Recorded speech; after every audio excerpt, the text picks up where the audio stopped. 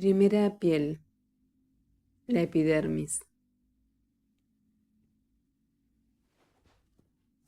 A primera vista puede parecer fácil desnudar a Hundertwasser si tenemos en cuenta el diáfano mensaje de sus convicciones naturistas y el aprecio que vincularía al artista con el autor de tal empresa.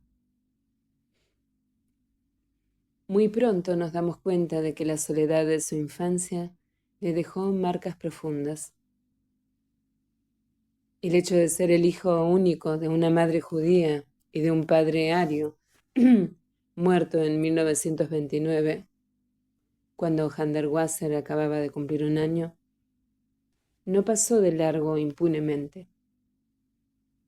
En los años difíciles que vivió Austria después del Anschluss, la particularidad de ser medio ario permitirá que tanto él como su madre salven la vida. Pero los nazis exterminarán al resto de su familia materna. Convencido muy tempranamente de la relatividad de todo lo humano, aprenderá con suma rapidez a rodearse de las barreras psicológicas de protección que le permitirán retrasar el momento crucial de la decisión. Mucho tiempo después, el médico de la arquitectura nos hablará de las irregularidades no reglamentadas y de las barreras de la belleza que pueden retrasar el recorrido al límite del crecimiento. Cuando acepta volver a la primera piel de su infancia vienesa, Hundertwasser reconoce que era taciturno y que tardaba en reaccionar, porque pensaba demasiado y con demasiada lentitud. Como hijo único, me sentía responsable hacia los demás. Quería demostrarles que sabía pensar, actuar, ser mejor. Estas disposiciones de su carácter llegarían a surtir efecto y a convertirle, en primer lugar, en un auténtico gran pintor, por una sencilla razón. Cuando a uno le gustan las flores y las conserva aplastadas entre las hojas de un libro herbolario, ¿qué se hace cuando comienzan a marchitarse? Pintarlas para devolverles su color. Y pintarlas bien, si lo que se desea es que conserven de forma duradera su destello. Un episodio posterior nos confirma el presentimiento precoz de la vocación, de la fe en el poder inefable del arte. En 1955, Hundertwasser se encuentra en Milán, donde expone gracias a Carlo Cardasso en la Galería del Naviglio. Una libélula se posa en su mesa de trabajo. Resplandece en toda su gama de colores. Es la modelo más bella. Conforme la va pintando, según le dicta su imaginación, los fascinantes colores de la libélula se trasladan a la acuarela. Cuando termina la obra, la libélula ha muerto y está completamente gris. En un emotivo poema,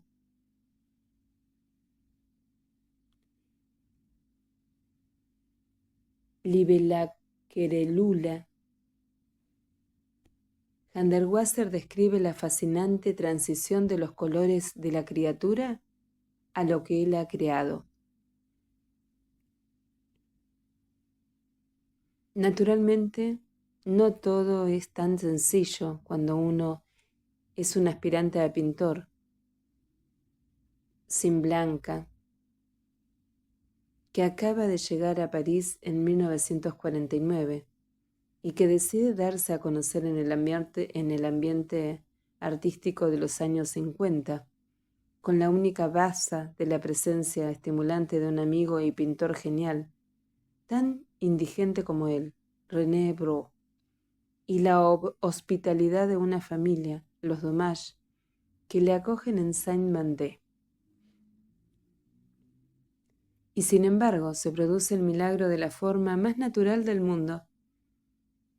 En 1954 asistí a su primera exposición en Facchetti, una de las pocas galerías vanguardistas con un cierto aquel, que debía su prestigio a su total independencia respecto a la mafia dominante de la Escuela de París y de sus camarillas de pintores cinéticos y tachistas.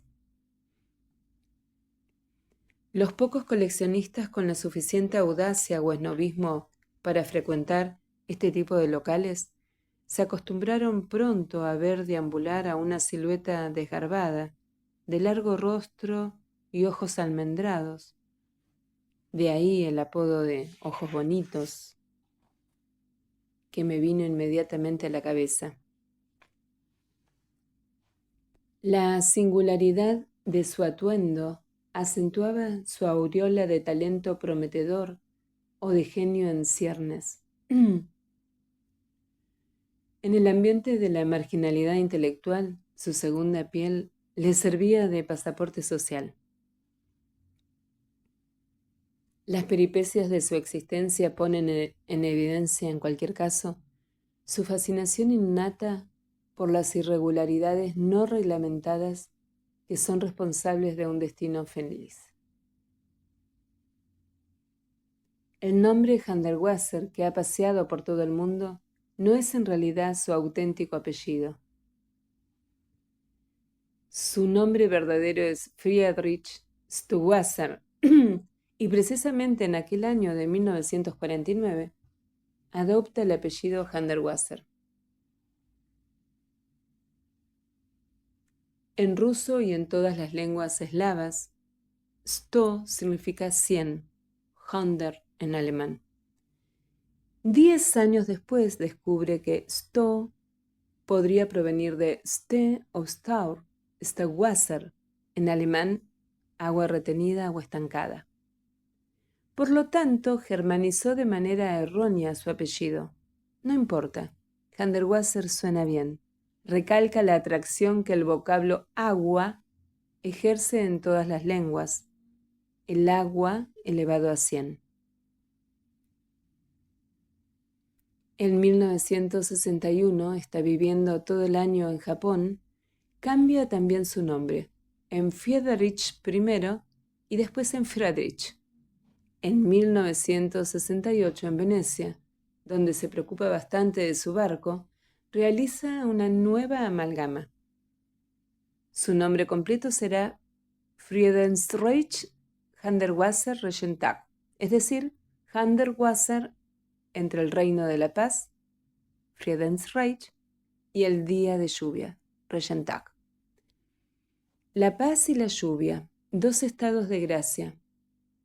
Más recientemente añade otro nombre a los anteriores, Dunkelbunt, colores vivos, un poco tristes, como animados por un fulgor que viene de las profundidades.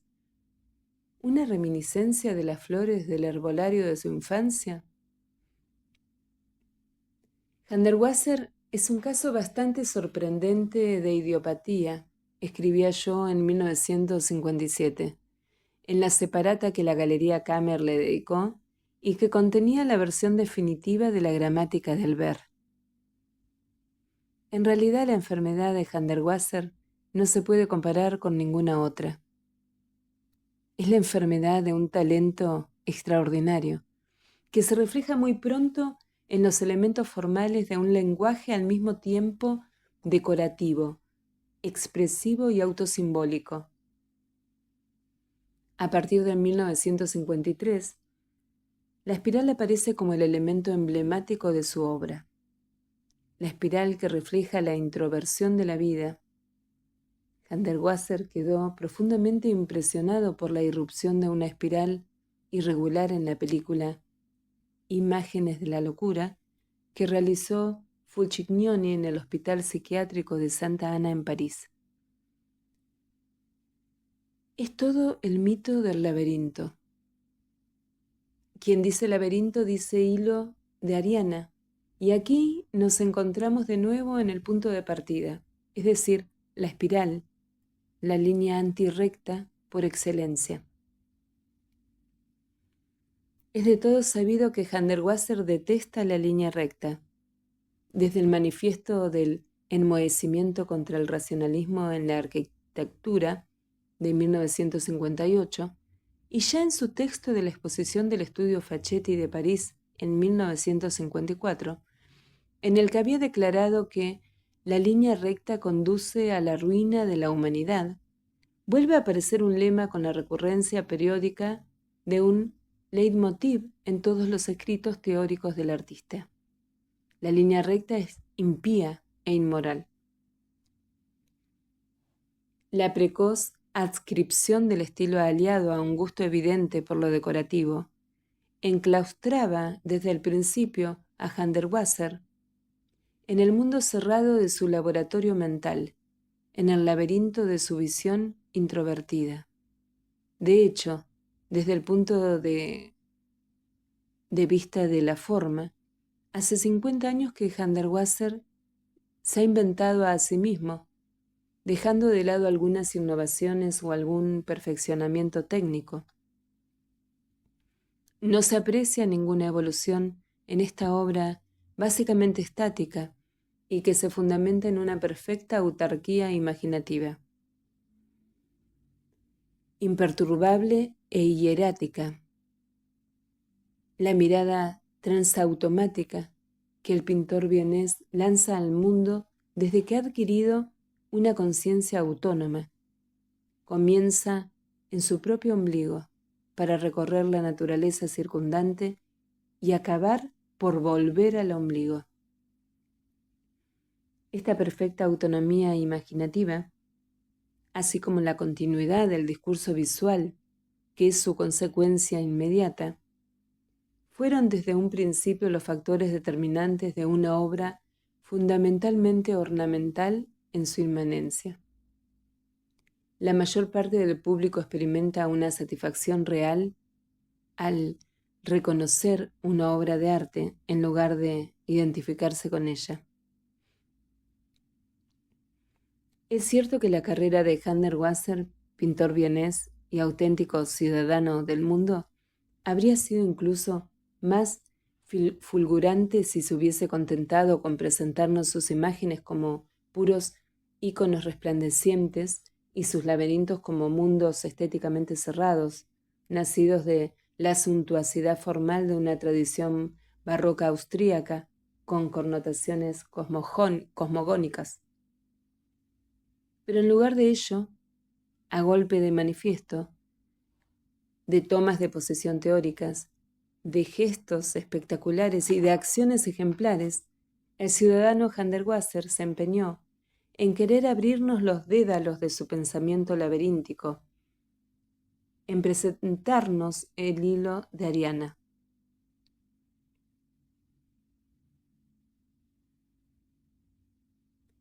Generalmente, estos gestos y acciones fueron mal interpretados e incomprendidos al principio, es decir, en el momento preciso de su realización. Una incomprensión justificada en parte, ya que las acciones de Hundertwasser siempre fueron puramente intuitivas, espontáneas, no premeditadas, motivadas por el sentido de una verdad, siempre la misma. El odio, simbolizado por la línea recta y su antítesis, la espiral, al racionalismo en todos los campos, y en concreto en el sector que condiciona más directamente al individuo, la configuración de su hábitat y la determinación de su estilo de vida.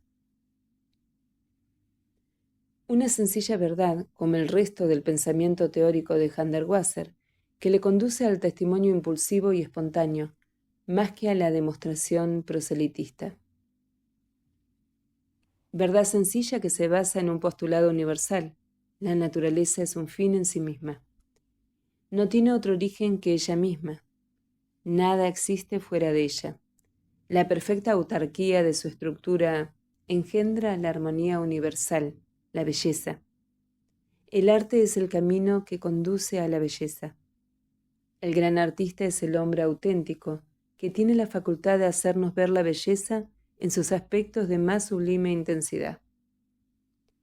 En el mejor de los mundos, todo iría sobre ruedas, si el naturalismo integral fuera la doctrina universalmente admitida por la humanidad. La belleza, expresión de la armonía del mundo, aseguraría la felicidad de todos los hombres en la tierra. El misterio de la creación permanecería intacto si todos los hombres, tocados por la gracia de la belleza, fueran creadores. La gracia de la belleza, secreto de la creatividad en lo más recóndito del espíritu humano, este es el fundamento de la religiosidad naturalista de Hundertwasser. La espiral de Hundertwasser es austríaca, típica del Jugendstil, barroca, romana, celta, copta, mesopotámica, maorí, religiosa. Por ese motivo nos empuja también de forma natural hacia la perspectiva infinita de los diferentes inconscientes que ocupan nuestra alma.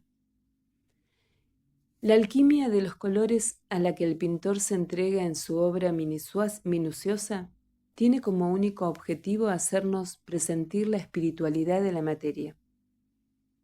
El arte se adapta fácilmente a la virtud trascendental de lo irracional. Esto es algo a lo que la ciencia se niega. Frente al naturalismo, opone el racionalismo. El universo responde a un conjunto de causas accesibles a la razón humana. Hundertwasser localizó inmediatamente al enemigo y realizó una amalgama, proyectando de algún modo su postura epistemológica y la disposición del espíritu racionalista sobre su doctrina arquitectónica. Es la primacía que se concede en la construcción a la estructura y la función, que ha instaurado en el siglo XX la tiranía de la línea recta, madre de todos los males, responsable de la uniformidad y de la fealdad, en detrimento del tratamiento humanizante y decorativo. La línea recta es impía e inmoral. Con un fervor religioso, Hundertwasser adopta la opción naturista. Su naturalismo se presenta como una higiene moral de la presencia del hombre en el mundo. El ardiente fervor que el artista utiliza en sus innumerables discursos, performances, tomas de posesión y campañas de opinión no es pura ilusión. Es la prueba del perfeccionismo del artista en el cumplimiento de su deber moral.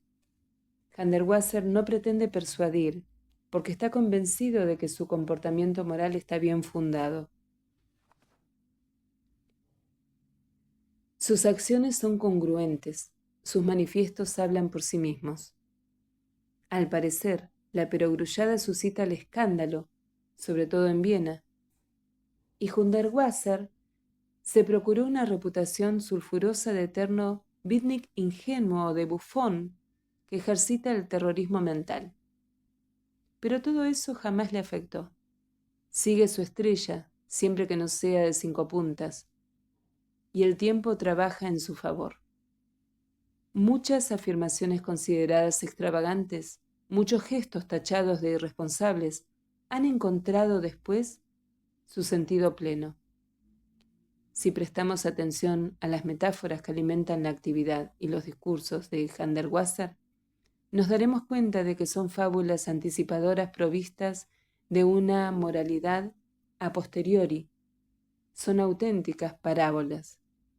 La estrategia a posteriori es fundamental en el perfeccionamiento expresivo del artista. Más adelante veremos cómo en el nivel de la quinta piel, esta estrategia ha orientado definitivamente su reflexión ecológica.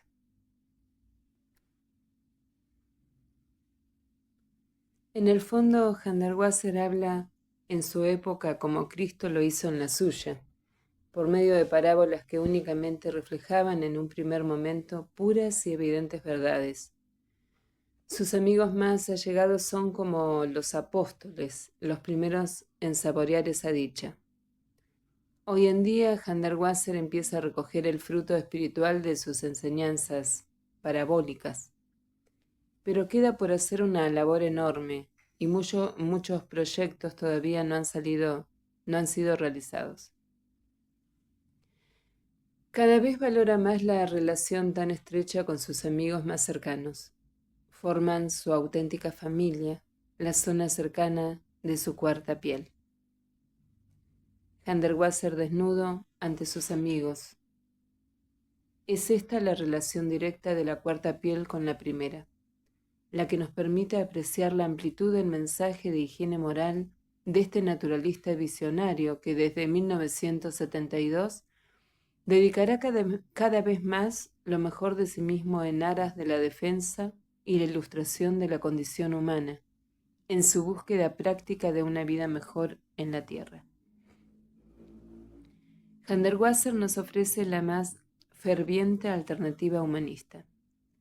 Frente a la pesadilla apocalíptica de una tecnología galopante, el naturalista integral opone su teoría antirracionalista, inaugurando en vida lo que constituirá un esbozo ejemplar de una sociedad del bienestar, que se basa en la relación armónica del hombre con la naturaleza. Poco importa si en sus discursos Hundertwasser a veces adopta el cariz extremo de un profeta entusiasmado, como por ejemplo en su discurso sobre el arte hipócrita y las pretensiones del poder político-cultural que pronuncia en Viena el 14 de febrero de 1981 con motivo de la entrega del Gran Premio Nacional Austríaco que se le acababa de conceder, discurso que le valió una carta apenada y encolerizada de Wieland Schmied, su biógrafo y amigo.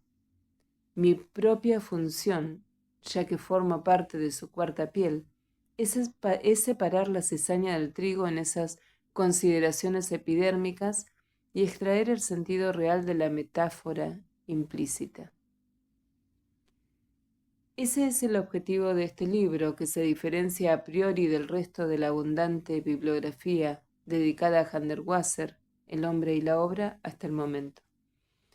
En este ensayo me referiré con frecuencia a la relación privilegiada que me une con el artista y que se pone de manifiesto con singular intensidad en 3 momentos, separados cada uno de ellos por intervalos de 20 años. En 1957, cuando preparábamos la versión definitiva de La gramática del ver para la separata de la Galería Kammer. En 1977, con motivo de la publicación de mi libro Hundertwasser Feliz, de Ballantine Books. Por último, en 1997, en el momento en que estoy escribiendo estas líneas. Volvamos a la primera piel. Para Hundertwasser, el arte y las convicciones son una misma cosa. El pintor, el creador teórico y el higienista social comparten la misma piel, pero quien puede reclamar el derecho de posesión es el pintor. Cuando en 1972 Hundertwasser inaugura su cometido específico de intervención en el tejido social, modificación de las fachadas de las casas con motivo del programa de televisión Kunst der Weise, es ya un pintor de éxito, con más de 20 años de carrera a sus espaldas. 20 años jalonados de viajes, con un largo periodo inicial en el que combina París y Viena.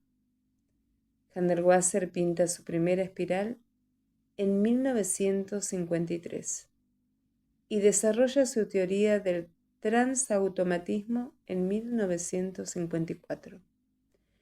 Estos actos que, como hoy podemos constatar, marcaron la relación del artista con el mundo real, el signo de su visión del mundo, se ejecutaron en París.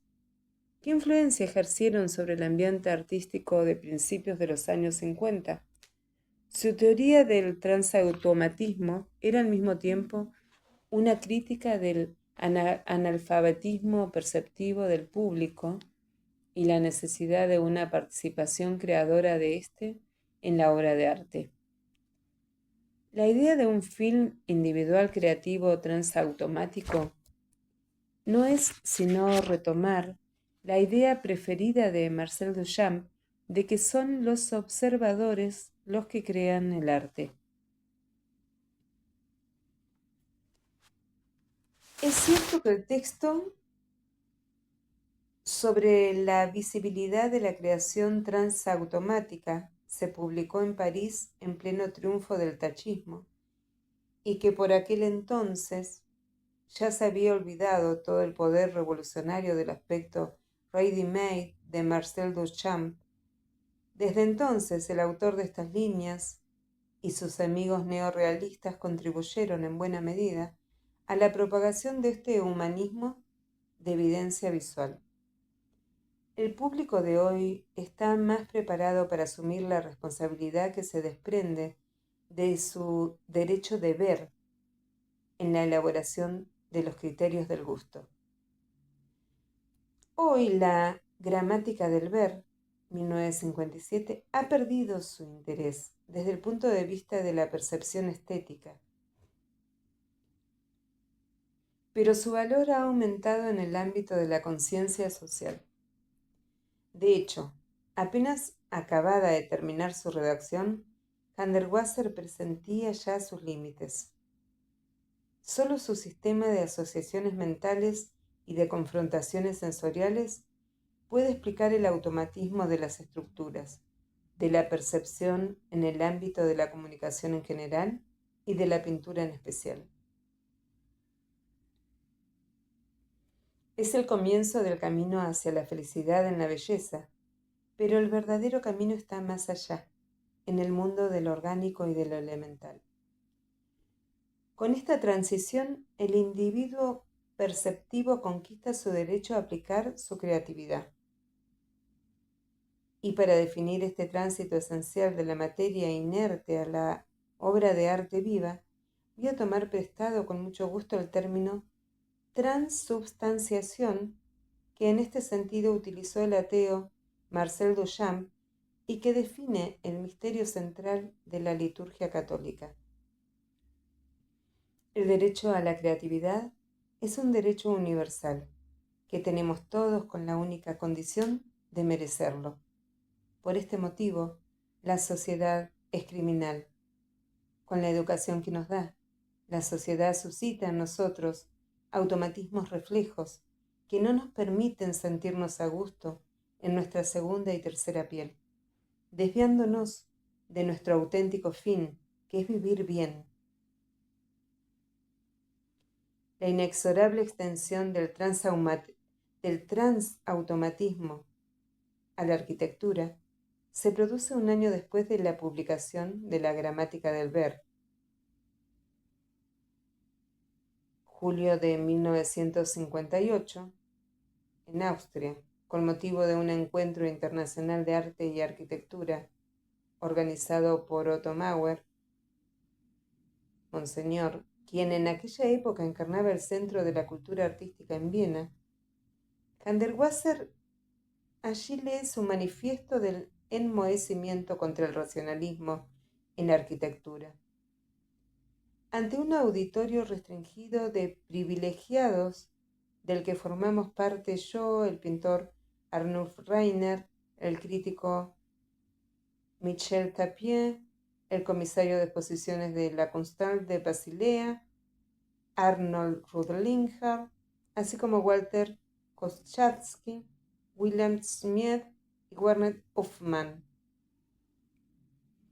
El manifiesto del enmohecimiento recupera los temas del transautomatismo desde el punto de vista del hábitat individual y colectivo.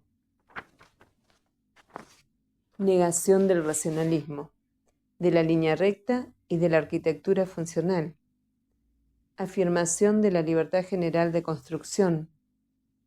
El manifiesto describe la trinidad ideal de las funciones que debe reunir el constructor, creador a la imagen y semejanza de Dios. 1. Arquitecto. 2. Albañil. 3. Morador.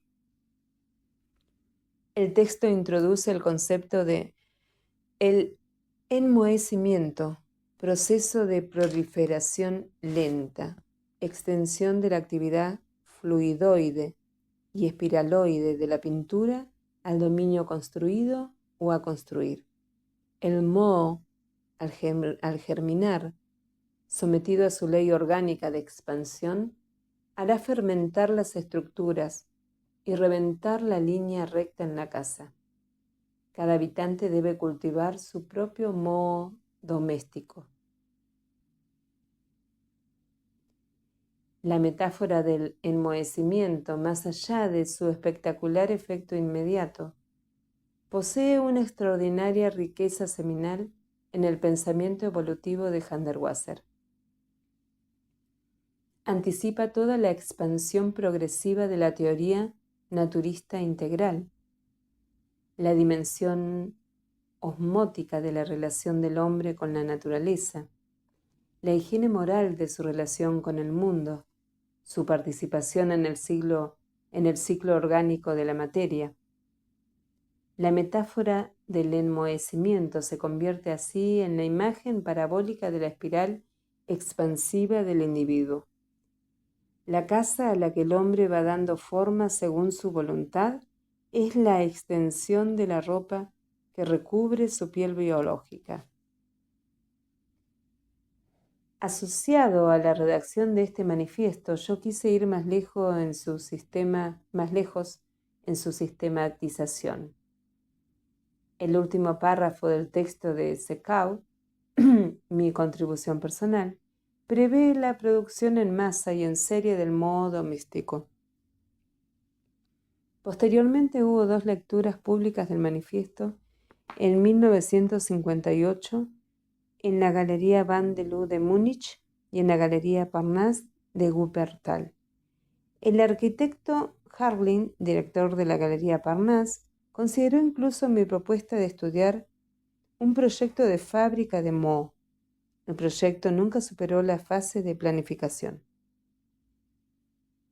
El manifiesto del enmohecimiento se completó en 2 momentos, 1959 y 1964. El primer adendum incluye la lista de construcciones sanas que el autor juzga ejemplares para la época actual. Lo cito de memoria para recalcar su vergonzosa brevedad. Antoni Gaudí en Barcelona,